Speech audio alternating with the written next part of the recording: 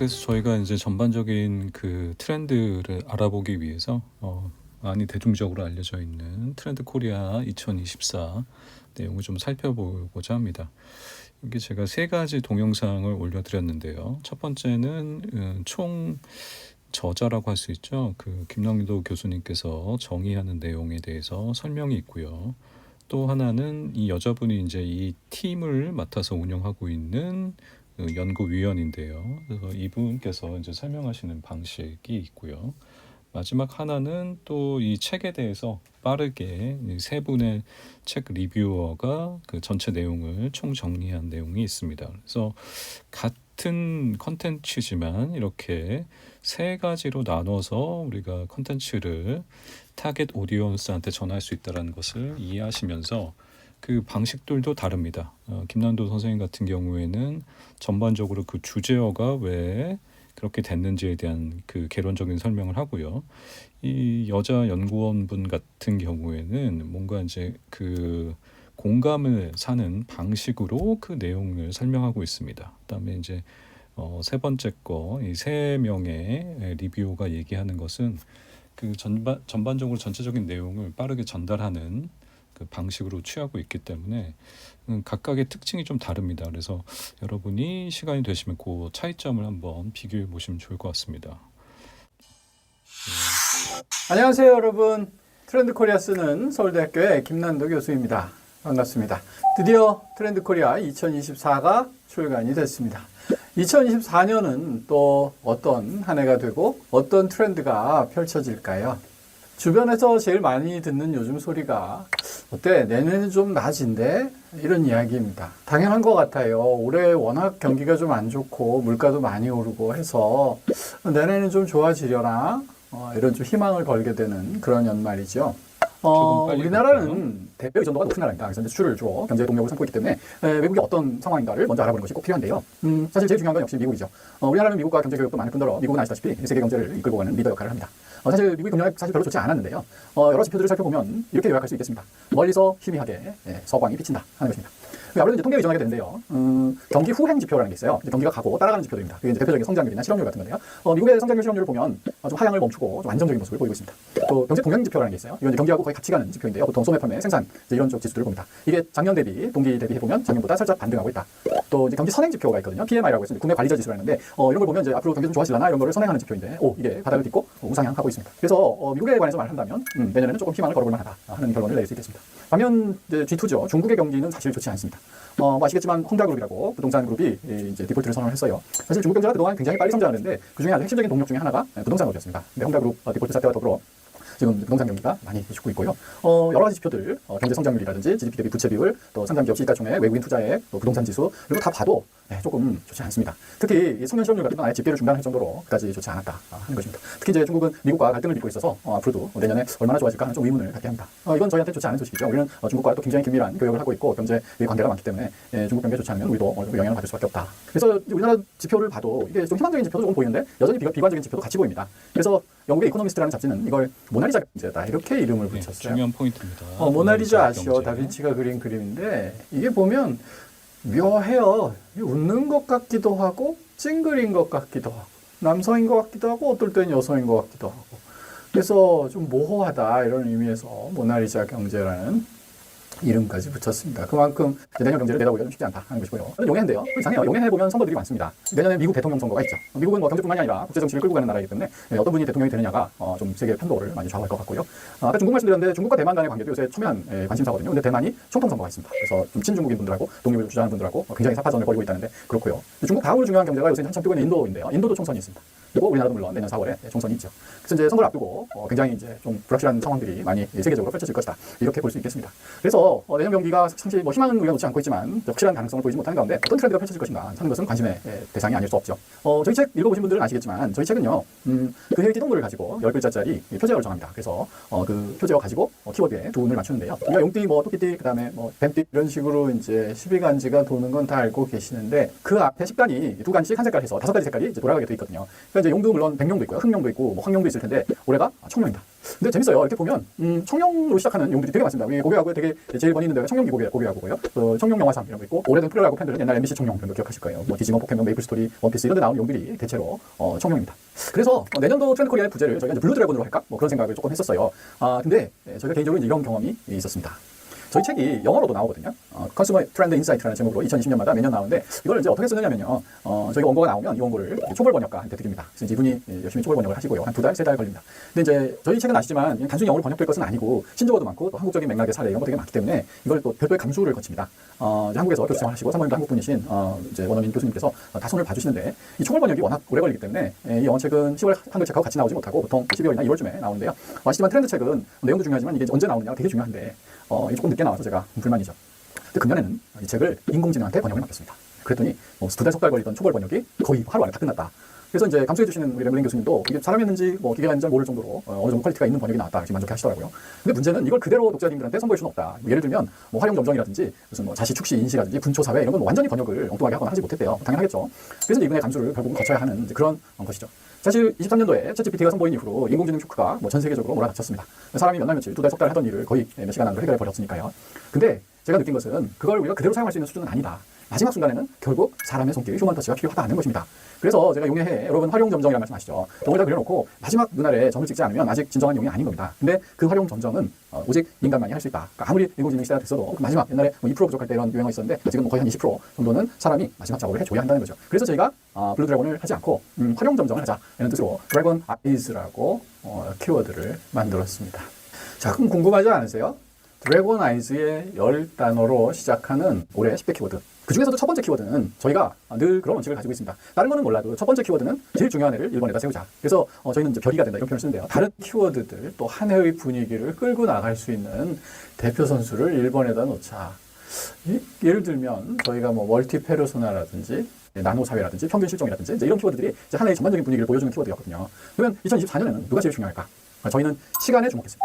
그래서 사람들이 다 분초를 다투면서 너무너무 바쁘게 살게 됐다. 너무너무 빨리빨리 살게 됐다. 이런 취지에서 분초사회라고 이름을 지었습니다. 요새 물건을 사려면 정말 살 수 있는 경로가 너무너무 많죠. 상품의 종류도 많고. 이 중에서 뭘 사지? 한데 방금 말씀드린 대로 분초사회잖아요. 너무 바쁘단 말이에요. 그러니까 열심히 고민하고 생각하지 않고 저 사람은 또는 저 컨텐츠에서는 저 채널에서는 어떻게 소비하나 이렇게 본 다음에 그냥 따라가 버리는 거죠. 따라가는 걸 뭐 이하 동문 그런 뜻으로 디토란 말인데 저희가 디토를 붙여서 디토 소비 이렇게 이름을 붙였고요. 현대는 변화의 시대잖아요. 그러니까 우리가 뭔가 변화를 모색해야 되는데 이게 실패하면 안 되고 시간을 낭비하면 안 되니까 동시에 해봅니다. 그래서 이런 걸 이제 동시에 조금 파생을 해본다 해서 스피노프라고 부르는데요. 그래서 뭐 조직이 됐건 개인이 됐건 스피노프하는 시대가 왔다. 이런 취지로 스피노프 프로젝트. 네 번째로는 참 인간은 돌봄을 필요로 하는 존재예요. 우리 부모님들이 저희를 뭐 10년, 20년 이상 돌봐주지 않으셨으면 이렇게 살아남기 어려웠겠죠.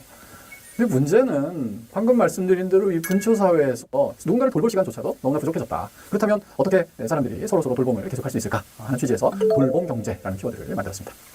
저희는요, 뭐 예전에 얼번 그랜이라든지, 뭐 액티브 시니어라든지 이렇게 연로하시거나 연장자분들도 물론 관심의 대상을 가지고 있지만 사실은 젊은 분들, 젊은 트렌드에 굉장히 관심을 많이 가지고 있습니다. 이거 왜 그러냐면 젊은 세대는 새로운 어떤 트렌드를 좀 빨리 받아들이는 경향이 있고 사람들이 구매를 하거나 행동을 할 때 되도록이면 젊은 사람을 따라가고 싶어해요. 저도 누가 젊어 보인다고 참 기분 좋거든요. 되도록 젊게 있고 젊게 행동하려고 하니까요. 그래서 젊은 트렌드들이 트렌드의 시작점이 되는 경우가 많습니다. 그래서 이제 젊은 친구들을 많이 보게 되는데요. 금년에는 3가지 키워드가 있습니다. 첫 번째는 육각형 인간. 우리가 모든 기준을 꽉 채워서 완벽하게 만점을 받으면 이게 이제 헥사곤 그래프에서 육각형이 나오죠. 그래서 제 육각형이야 이러면 오씨 완벽해 좀 이런 느낌이 많이 있죠. 또 요즘 젊은 친구들 보면 굉장히 재미를 극단적으로 추구합니다. 우리가 재미를 취할 때 나오는 호르몬이 도파민인데 그래서 이 도파민을 파밍 모은다 해서 도파민이라는 키워드 만들었고요. 각 결혼해서 아기를 낳고 가정을 꾸려나가는 남편들. 예전 아빠들하고는 전혀 다른 생각을 가지고 있는 새로운 남편들 그리고 예전에는 유형을 찾을 수 없던 아빠들 그래서 요즘 남편 없던 아빠라는 키워드로 30대에서 40대 초반 키운 남성들의 생각을 들여다봤습니다.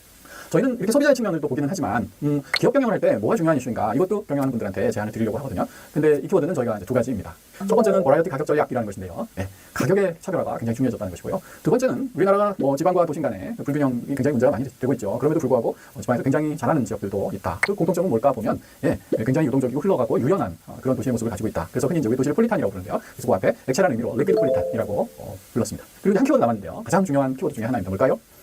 인공지능 시대를 맞게 됐다. 이런 인공지능 시대에 우리는 기술은 계속 빨리빨리 발전해 나가겠죠. 하지만 그걸 사용하고 또 그 안에서 살아가고 또 살아남아야 되는 우리는 어떻게 해야 되는가? 이 키워드를 저희가 호모 프롬프트라는 키워드로 요약을 했습니다. 그래서 이렇게 10가지 키워드가 올해 선보이게 됐는데요. 제목만 들어도 굉장히 궁금하지 않으실까요? 자, 그러면 제일 중요한 분초사회부터 설명 시작하겠습니다. 이렇게 해서 이제 그 본인이 운영하고 계신 그 강의 사이트에 올려놓고 계시고요. 이 여자분 같은 경우에는 그것들을 좀 약간 F적인 성향으로 분석해 주십니다. 그다음에 나머지 이 세 명은 T와 F가 좀 섞여서 그 전체 책에 관한 내용을 전하고 있고요.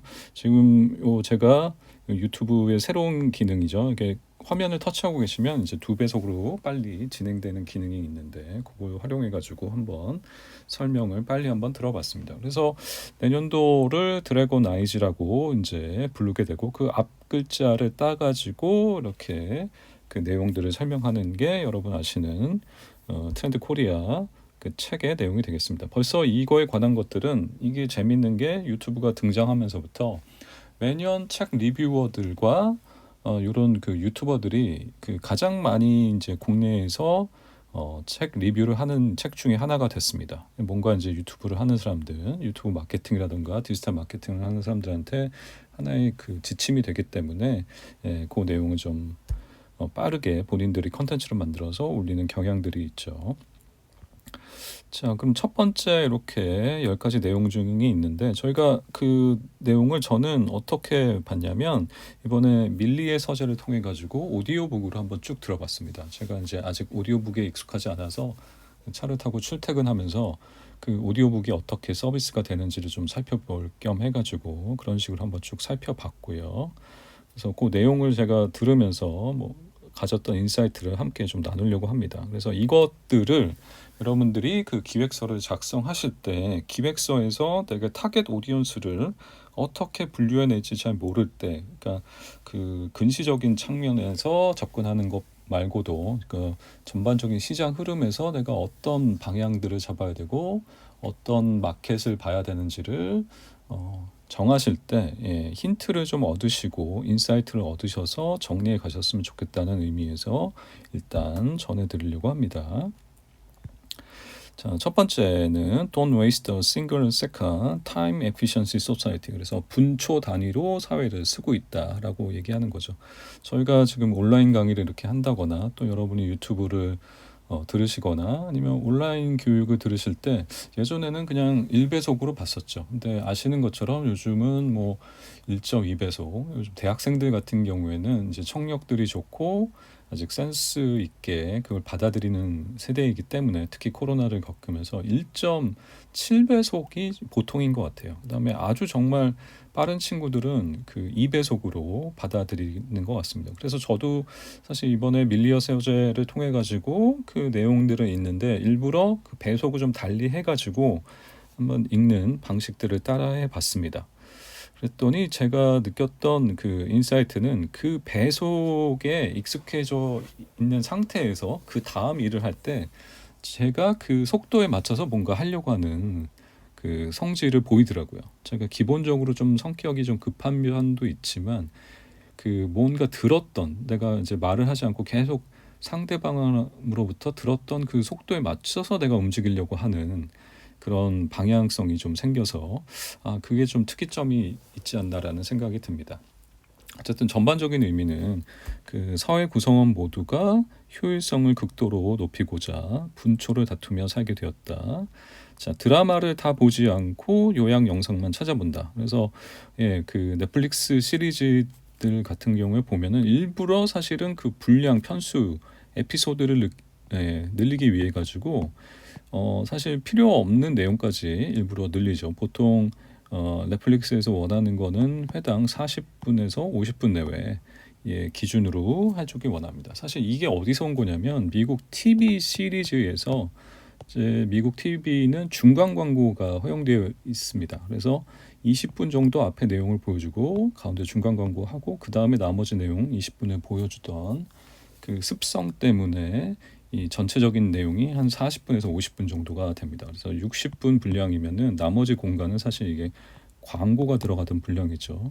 근데 이제 그 보통 우리 넷플릭스 시리즈는 영화로 치면 영화 한 편, 예를 들면 한 90분짜리의 에피소드를 쭉 시리즈로 늘려놓은 거기 때문에 그래서 내용들이 이게 조금 길어지는 내용들이 있습니다.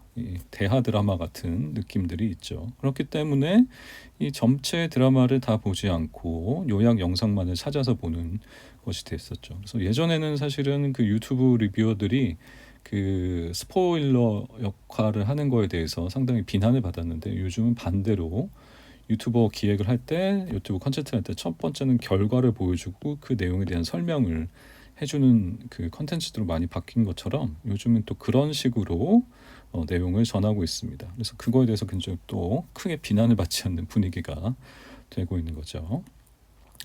자, 그래서 이제 가성비, 가격 대비 성비, 그 다음에 중간에 나왔던 데 이제 가심비가 있었죠. 예. 예.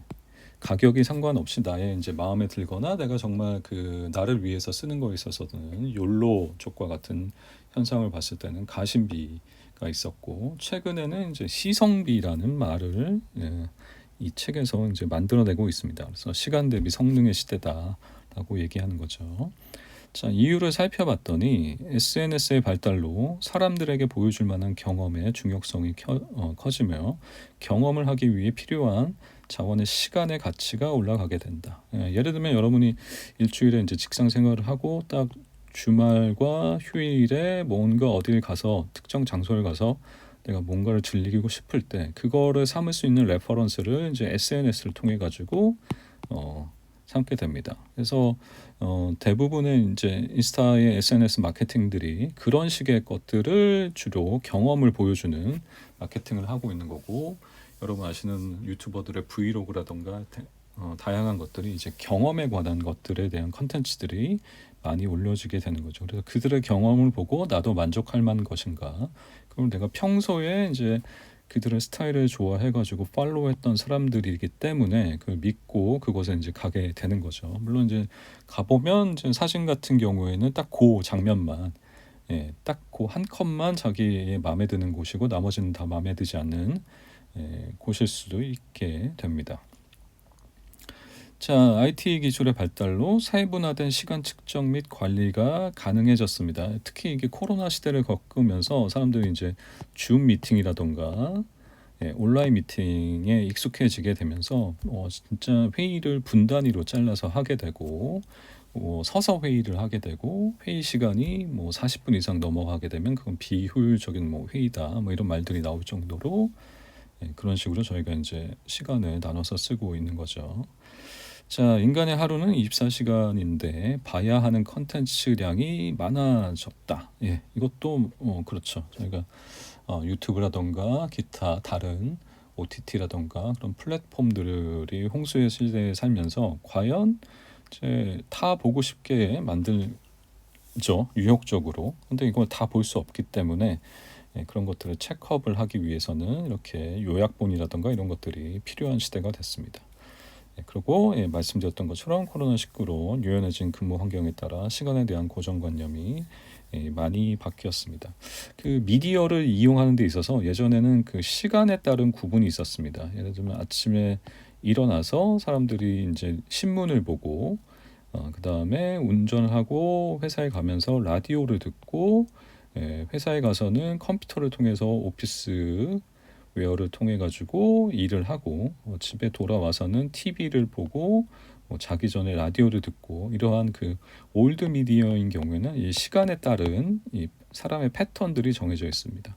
근데 이제는 그 모바일 시대에서는 무엇을 하던 간에 계속 그 스마트폰하고 같이 있기 때문에 항상 미디어에 접속해 있는 상태가 되는 거고, 또 올드 미디어를 이용하더라도 이 스마트폰을 동시에 이용하는 그런 습성들을 보이게 됩니다. 이것은 이제 우리나라 서울대학교 교수님께서 시간 재할당 가설이라고 해가지고 시대에 뉴미디어가 오면서부터, 특히 모바일 시대가 오면서부터 사람들이 미디어를 이런 식으로 이용한다. 그래서 모든 시간대에 미디어를 이용하는 상황이 되었다. 심지어 잠잘 때도 어떤 분들은 자기의 수면 패턴을 인식시키기 위해서 스마트 기기를 켜놓는 경우도 있죠. 스마트워치나 이런 것들로. 그래서 그런 시대가 된 거죠. 그래서 영화 매트릭스를 보면 그 주인공이 자기 중추신경에 이렇게 랜선을 꽂는 장면이 나오는데, 이미 사실은 저희는 실제적으로 랜선은 꽂혀져 있지 않지만 그런 시대에 살고 있다라고 보시면 되겠습니다. 자, 그래서 분석하고 변화, 이건 저의 이제 인사이트인데요. 그 예로부터 이제 하부 구조가 상부 구조에 생각들을 변화시킨다라는 말이 있습니다. 이게 기술 결정론의 관점인데요. 그래서 하부 기술이라고 할 수 있는 기술들이 이 상부 구조라고 할 수 있는 인간의 생각이라던가 철학, 사고 방식들을 이제 변화시키게 되는 거죠.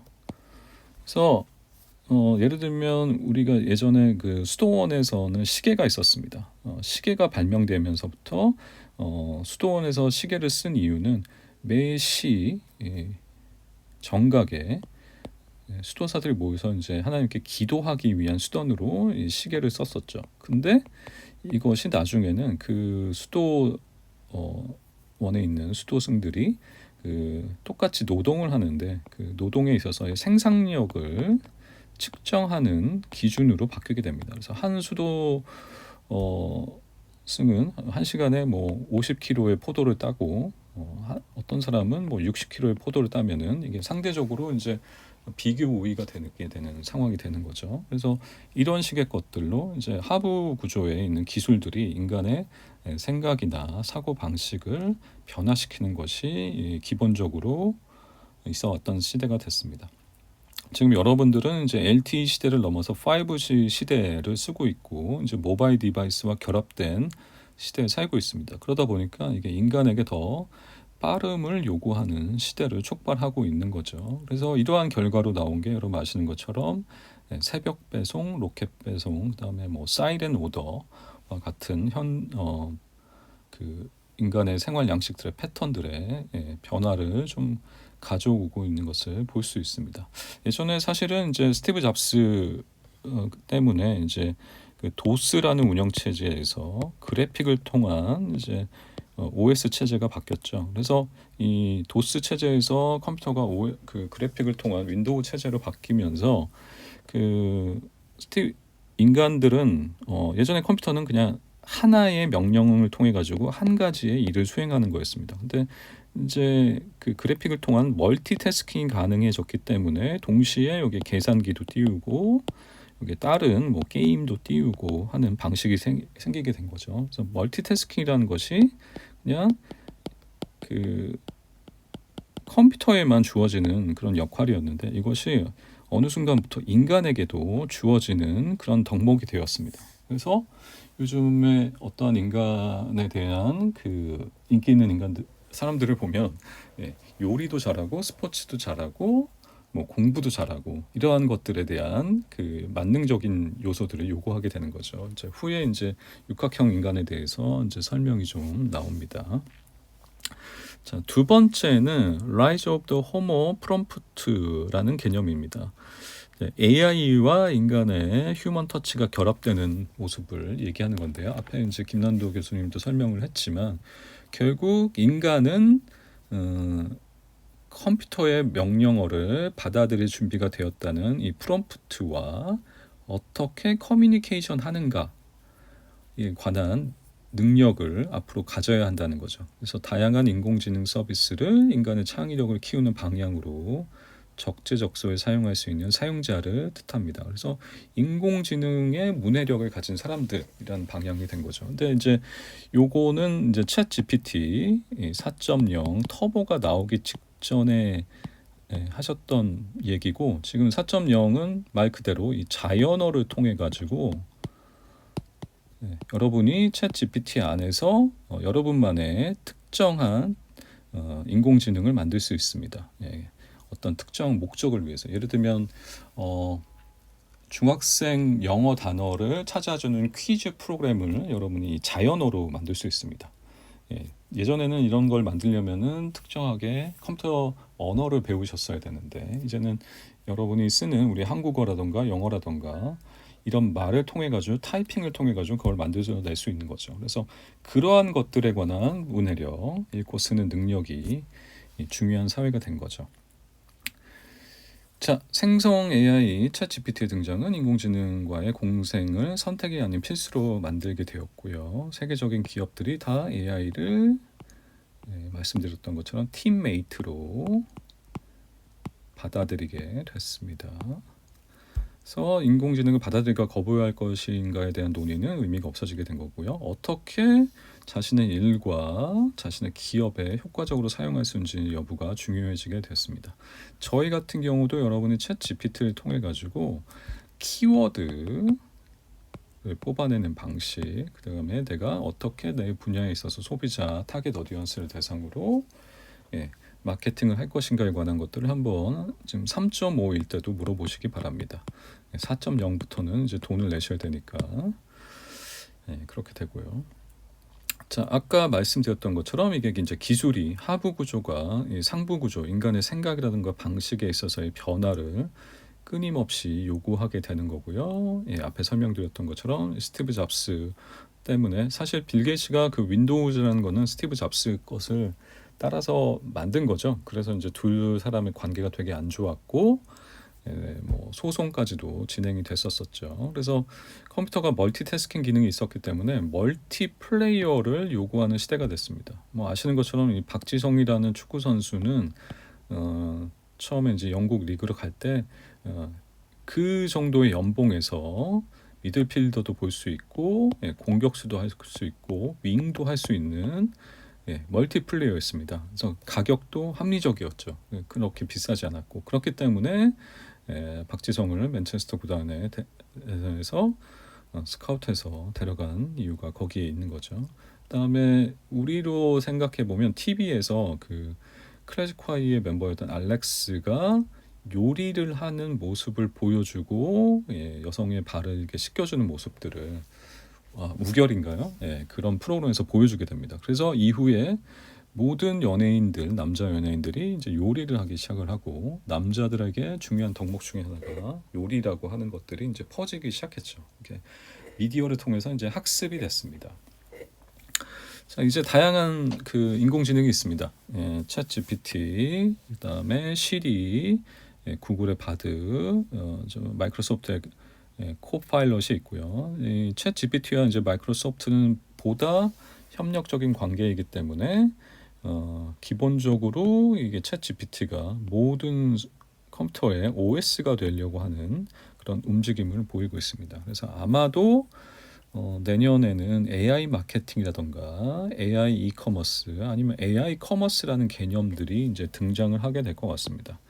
왜냐하면 모든 기업들은 이제 비용을 최소화하고 리스크를 줄여야 하는 그 목적이 있기 때문에 이러한 방향으로 흘러갈 것 같고 우리가 작은 유튜브를 하던 내가 어떠한 컨텐츠를 기획하던 뭐 꼭 수입을 얻기 위한 상업적인 컨텐츠가 아니라고 할지어도 이 마켓을 분석하기 위해서는 이러한 방향의 도구들을 써야 되는 상황이 온 것 같습니다.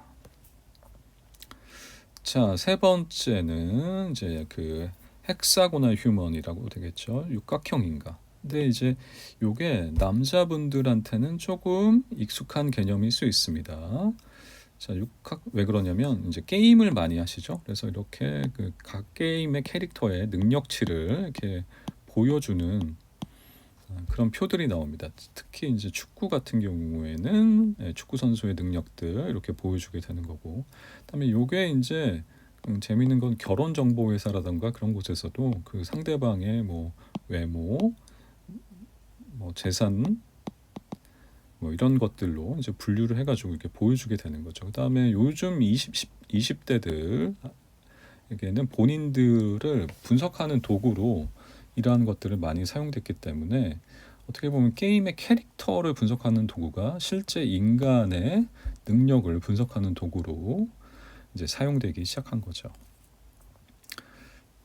자, 육각형 인간은 모든 측면에서 완벽하기를 바라는 사람들의 경향성을 의미하는 말이다. 갓생을 살며 완벽한 인간이 되고자 하는 사람들과 내가 될 수 없는 육각형 인간들의 사람들의 모습을 보면서 절망하거나 혹은 대리만족을 한다.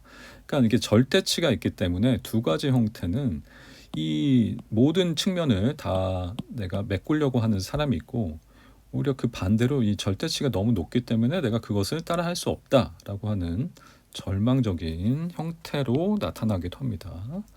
그렇기 때문에 원래 세상은 그렇다고 스스로 합리화하는 사람들도 함께 존재하게 된다는 거죠. 그래서 두 가지 측면이 있습니다. 자신을 끊임없이 노력하려고 하는 스타일이 있게 됐고, 이게 절대치가 너무 높기 때문에 아예 좌절 금지가 아니라 이제 좌절하는 상태로 계속 그것을 인정해 버리게 되는 상황이 맞이하게 되는 거죠.